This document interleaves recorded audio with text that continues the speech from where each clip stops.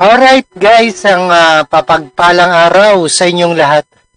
Meron tayong isang reaction video dito kay Rob Trip. Alright, ito ay SSS. Hindi mapigilan ng pagtaas ha. Alright, intro muna tayo guys.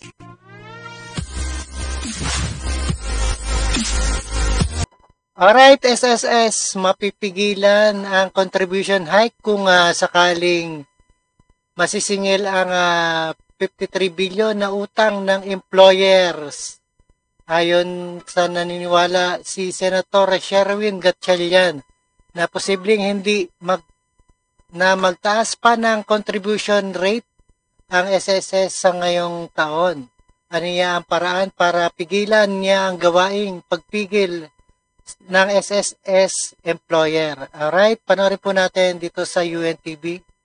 Sa pagpasok ng taon, simula na rin ang pagtaas ng contribution para sa mga miyembro ng Social Security System o SSS. Ayan, masamang balita, no? Alright, panoorin po natin yan and let's get it on. Yikes! Sa ating SSS. Yikes! Sa mga members ng SSS. Alright.